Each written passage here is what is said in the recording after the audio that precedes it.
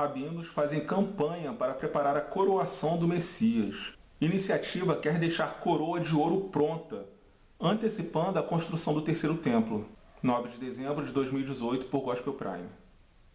Yosef Berger, rabino responsável pelo túmulo do rei Davi no Monte Sião, iniciou um projeto para que seja preparada uma coroa de ouro com a qual será coroado o Messias após sua chegada em Jerusalém. O líder judeu, que afirma ser descendente da linhagem de Davi, destacou ao Breaking Israel News que a fundação do Estado de Israel e a Guerra dos 6 Dias foram milagres e que já estamos vivendo o início da era messiânica. Segundo ele, ter a coroa pronta apressará a chegada do rei. Abre aspas. Por 2000 anos, Israel esperou pelo Messias, fecha aspas, disse Berger. Abre aspas. Como um símbolo de nossa crença de que este período de espera terminou, devemos preparar uma coroa, já que seu primeiro ato será restaurar a dinastia davídica, algo visivelmente diferente de qualquer outra realeza que já existiu. Fecha aspas. Para justificar seu projeto, além de dizer que tem o apoio de outros rabinos, Berger cita a profecia de Zacarias 14:9, abre aspas, e o Senhor será rei sobre toda a terra. Naquele dia, um será o Senhor e um será o seu nome, fecha aspas. O rabino enfatiza que o estabelecimento de um novo rei de Israel garantiria que o exílio terminaria, estimulando a volta de todos os judeus para Israel e apressaria a construção do terceiro templo, restaurando os sacrifícios. Abre aspas. Somos ordenados a antecipar isso, orar por ele, em todos os momentos até que mereçamos vê-lo com nossos próprios olhos. Fecha aspas, explica Berger. Abre aspas. Está escrito no Midrash, tradição rabínica, que a geração que antecipa e anseia pelo reino de Deus é redimida imediatamente. Mas essa antecipação, como todo mandamento da Torá, é fortalecida quando acompanhada por uma ação concreta. Fecha aspas. O responsável pelo túmulo do rei Davi lembra todos os esforços feitos para preparar o terceiro templo e que os utensílios necessários estão prontos, mas não foram feitos preparativos específicos para o Messias, que construirá o templo. Abre aspas. Ao preparar uma coroa, estamos dando o primeiro passo para trazer a visão interior de um rei para a realidade. A beleza de um verdadeiro rei não foi vista no mundo desde o início do exílio e os profetas nos asseguraram que ele viria. Fecha aspas. Encerrou. O custo estimado da coroa é de $50 mil. O Instituto do Templo, grupo religioso que faz uma promoção contínua da construção do terceiro templo, é uma instituição controversa. Além da reprodução de todos os artefatos que seriam utilizados para os cultos e sacrifícios, exceto a Arca da Aliança, eles já treinaram sacerdotes que ficariam responsáveis pela retomada do trabalho sacerdotal. Como vocês puderam perceber, essa notícia que eu acabei de ler é de dezembro de 2018. Dezembro de 2018. Portanto, de forma alguma, a minha intenção, ao apresentar esse texto aqui no canal, é estar noticiando, tá? Pode ficar tranquilo que eu não estou tendo aqui a pretensão de dar um furo de reportagem com quase um ano de diferença. Eu só estou trazendo essa matéria porque eu tenho algo bem interessante para dividir com vocês, pelo menos é algo que eu particularmente julgo bem interessante, que me ocorreu na época. Quando eu bati os olhos nessa notícia na época, me veio uma reflexão que eu pensei, caramba, eu preciso mais cedo ou mais tarde fazer um vídeo para o canal a respeito disso. Mais cedo ou mais tarde. Então, bom, esse é o propósito. E, sem delonga, vou pedir para vocês abrirem suas Bíblias em Apocalipse 6, Apocalipse 6, versículo 2. Apocalipse 6, versículo 2. E olhei, e eis um cavalo branco, e o que estava sentado sobre ele tinha um arco, e foi-lhe dada uma coroa, e saiu vitorioso e para vencer. E foi-lhe dada uma coroa, e foi-lhe dada uma coroa, e foi-lhe dada uma coroa. Portanto, ao cavaleiro do Apocalipse do cavalo branco, que uma boa parcela do cristianismo entende ser o anticristo, foi dada uma coroa. Agora, Daniel 9, 26. Daniel, capítulo 9, versículo 26. E depois das 62 semanas será cortado o Messias, mas não para si mesmo. E o povo do príncipe que há de vir destruirá a cidade e o santuário, o seu fim será como uma inundação, e até o fim haverá guerra. E estão determinadas as assolações. O que eu gostaria de frisar nesse versículo é: e o povo do príncipe que há de vir. Príncipe que há de vir. Príncipe que há de vir. Portanto, Apocalipse 6, 2 diz que o cavaleiro do cavalo branco recebe uma coroa, foi-lhe dada uma coroa, e Daniel 9, 26 chama o anticristo de príncipe. Príncipe. Ainda em Daniel 11, versículo 36. Em Daniel 11, versículo 36, lemos: e este rei,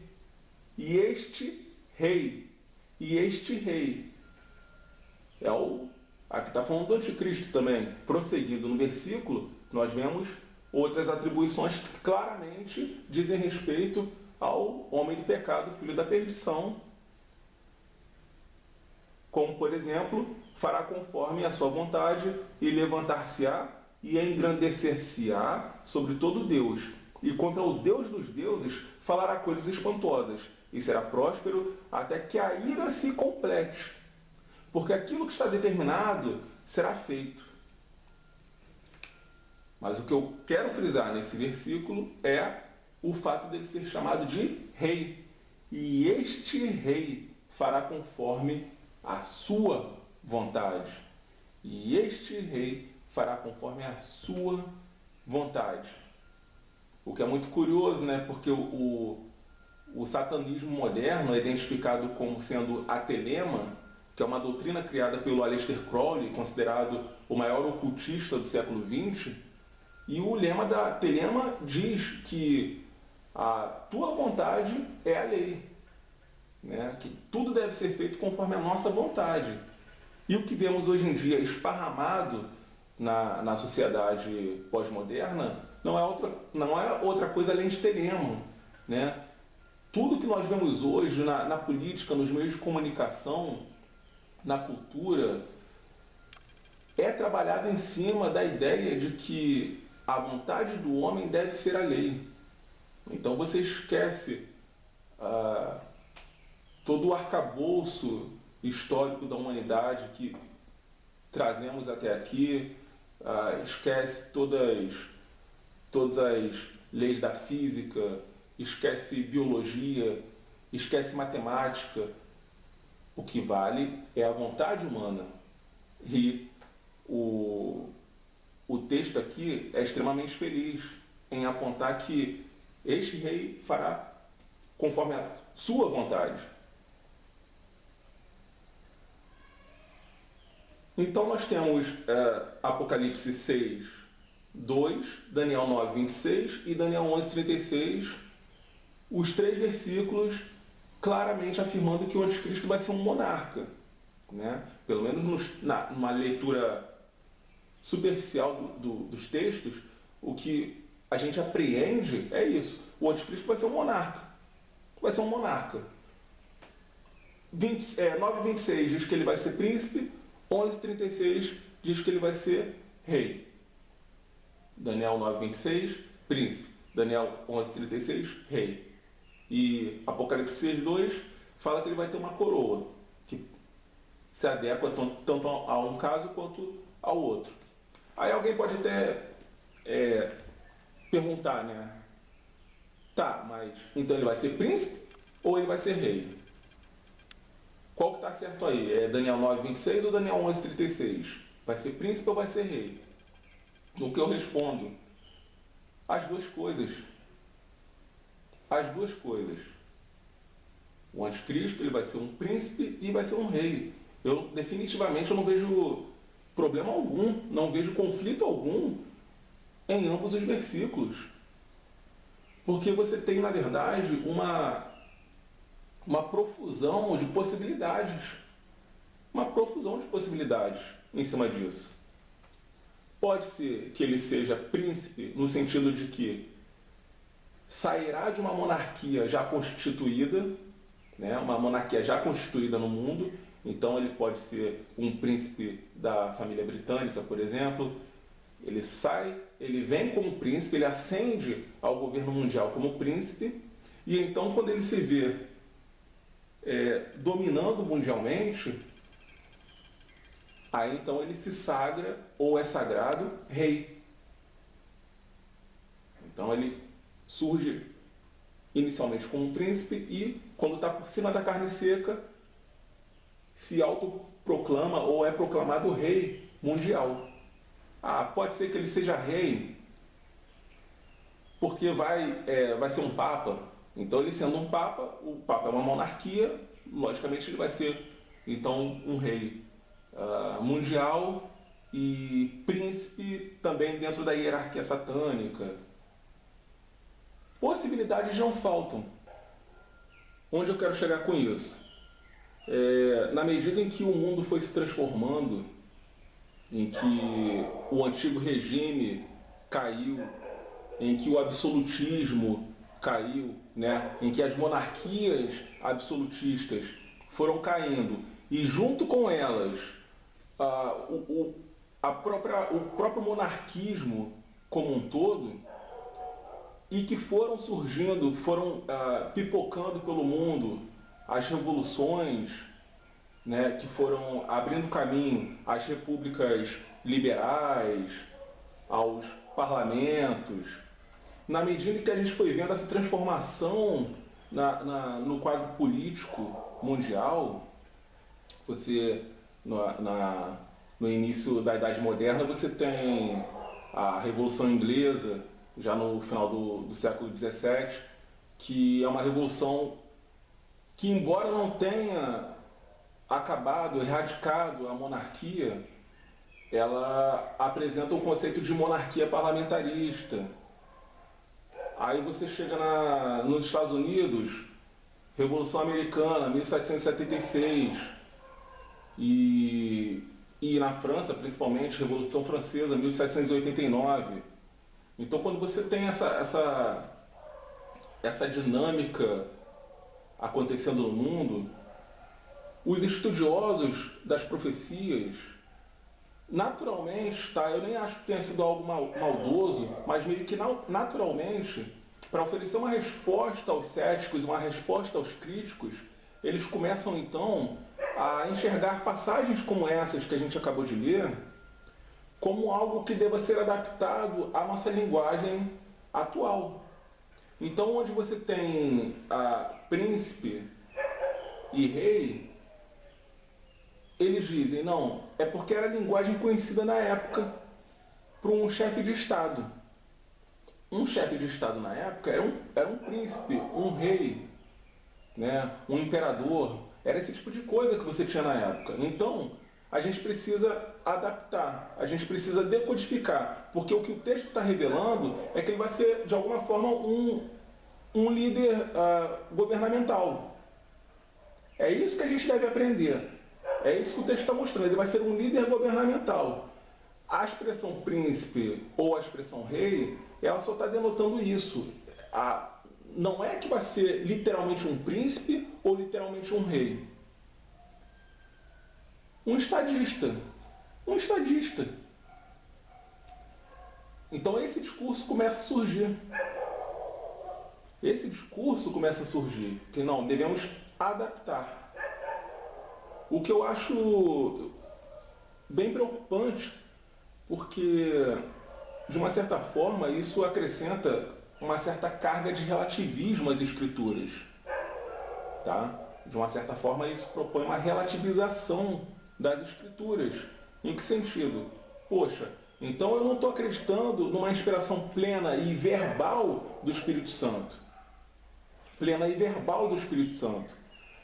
Eu estou acreditando que o Espírito Santo ele inspirou os profetas apenas dando direcionamentos.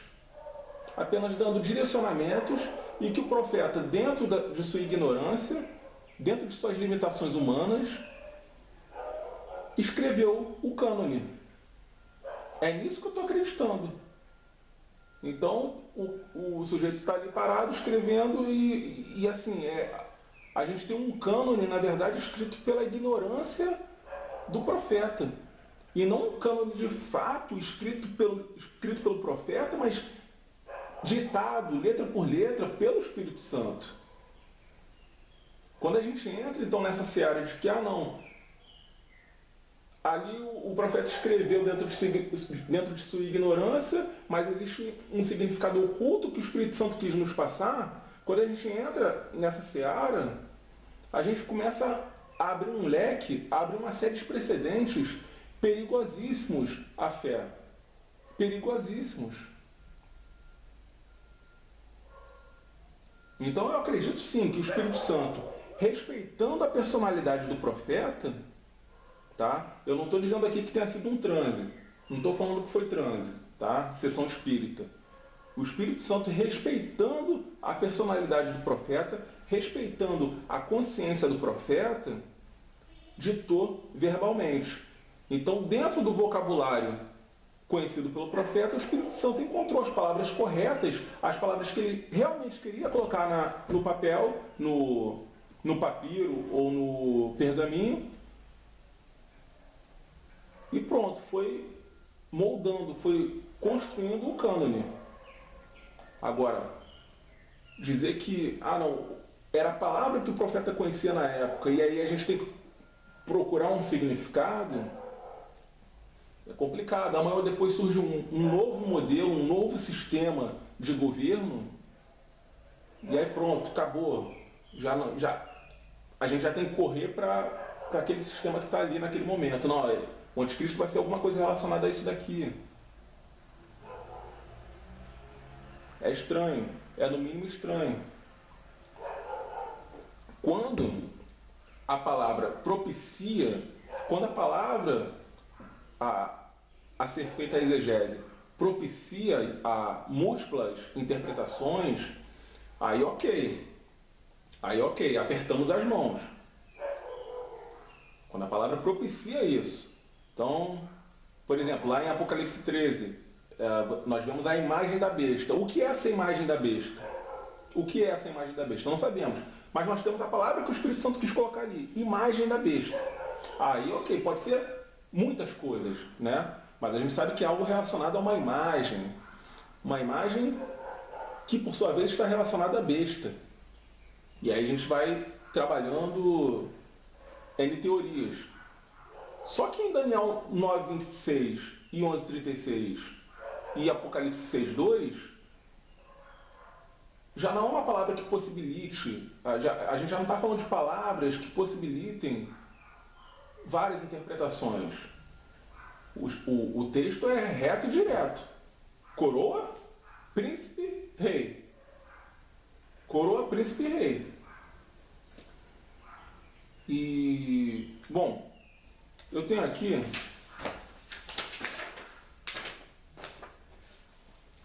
uma lista de filmes. Eu fiz um pente fino em cima de tudo quanto é filme que já saiu em cima da tribulação, né? Filmes que tentaram de alguma forma adaptar o Apocalipse. Aliás, obras, de uma forma geral, porque tem uma novela aqui no meio. Então eu fiz esse pente fino e aqui nós temos filmes da década de 70 e filmes já dos anos 2000 e pouco. Ou seja, esse recorte que eu fiz é de pelo menos 40 anos. 40 anos de obras ficcionais de dramatizações do Apocalipse. Tá? Esse recorte que eu fiz abrange 40 anos de dramatizações em cima do livro do Apocalipse. E uma coisa muito curiosa,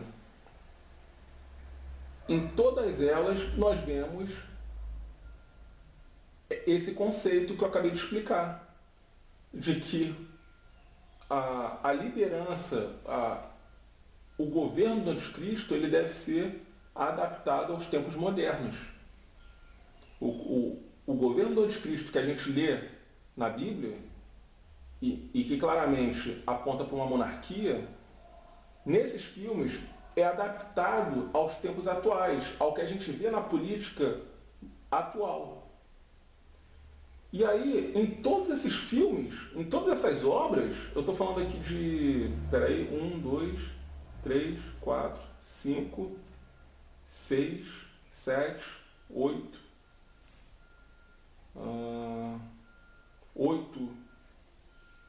8 obras. Então, em todas essas 8 obras, esse conceito prevaleceu. Vamos lá. Apocalipse, causa e redenção. Apocalipse, causa e redenção. O que nós vemos? Um anticristo vestido socialmente. Sim, porque a estética é muito importante. Não é que é dito com todas as letras que não seja um rei, que não seja um monarca. Mas você vê pela estética. A estética do anticristo apresentado nessas obras é uma estética tipicamente pós-moderna. Você imagina, você imagina que ele seja qualquer coisa, menos um rei. Imagina que ele seja qualquer coisa, menos um rei. Você pode pensar que ele... Porque é sempre o traje social. O traje social, o terno, a gravata, o blazer. Temos uma exceção aqui, o filme Megiddo, né, onde aí ele já se apresenta como um militar, se apresenta fardado militarmente, mas em todos os outros nós temos uma vestimenta, um visual tipicamente republicano, que remete tanto a um presidente, quanto a um primeiro-ministro, quanto a um empresário metacapitalista, né, uma figura catapultada do Deep State.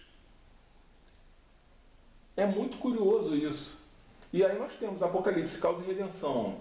Revelação, e o livro foi aberto. Apocalipse, causa e redenção. Revelação, e o livro foi aberto. Deixados para trás. Esse Deixados para trás aqui é o dos anos 90. A imagem da besta.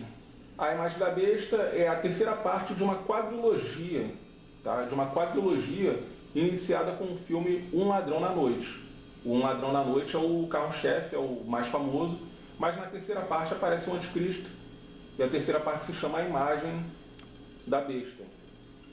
Megiddo, que eu já comentei, né? O filme Megiddo, ele aparece como um militar, em fardas militares, e o que não deixa de ser algo moderno, né? Algo dos nossos dias. A Marca da Besta, filme A Marca da Besta, um filme espetacular. A novela Apocalipse, aquela novela horrorosa, que eu não sei se teve mais erros de parte técnica ou da parte exegética, mas vemos ali também um anticristo esteticamente moderno, né, republicano, remetendo a um republicano, a um presidente ou primeiro-ministro. Filme O Sinal de Deus, a mesma coisa. Filme O Sinal de Deus também nos mostra aí um anticristo vestido socialmente, terno, gravata.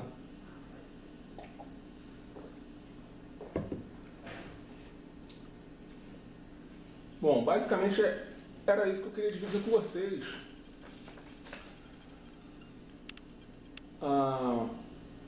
A realidade, a vida real, está se mostrando mais fantástica do que a própria ficção. É isso que é incrível. A vida real, ao